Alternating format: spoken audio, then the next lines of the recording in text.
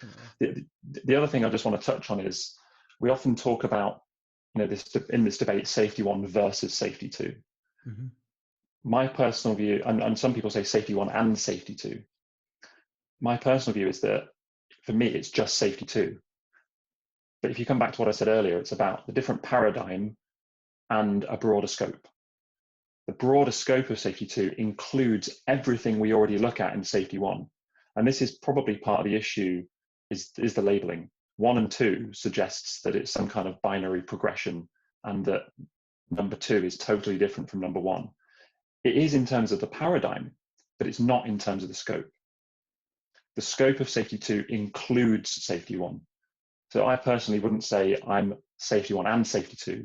I would just say I'm safety 2 if I had to label myself, because I'm still looking at everything we already normally look at in the traditional world, but I'm looking at it through a different lens. Does that make sense? Yeah. And I think that is that's what a couple of people say, I think, but I do like the way you kind of I like the way you kind of put it.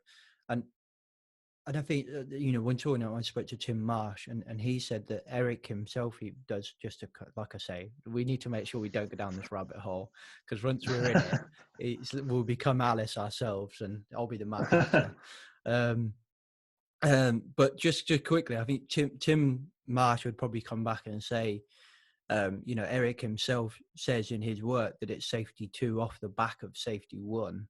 So I've always kind of said that we do have to acknowledge that safety 1 got us to a position to where we are now, and we do have to hat tip to that, I think, and say thank you. And we're not saying you're wrong. We're saying that this is maybe the next evolutionary step or whatever, however you want to call it. But I think that one of the biggest problems is, and I think Sydney probably started this, and if he ever emails me back, I'll keep chasing him to get him on the podcast. And if he ever does email me back and I have him on, I will challenge him on this. I think he talks about behavioral-based safety. 1, I think he misrepresents it a little bit, and 2, I think he talks about it quite derogatively in his book. And I think partially that and phrases like anarchism probably started this debate, when actually I feel like Eric's trying to say it's a thank you safety 1, now come with me, let's do the next bit, which is maybe a little bit more broader, like you say. And it's acknowledging that every new theory stands on the shoulders of giants. Exactly. So that's a great way to put it. We wouldn't be where we are right now if it wasn't for Heinrich. Yes, in the 21st century, we may, with what we know now, we may look at some of his research and say, well, actually, this doesn't really hold water now. But you have to understand where he was at when he was coming up with that data, right?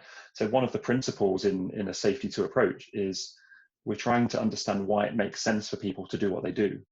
Rather than judge their performance with the benefit of hindsight, we say, why did it make sense for that person to do what they did? And we should apply the exact same principle to academic theories and the people that came up with them in the past, and say, well, it made sense to them at the time based on the information they had.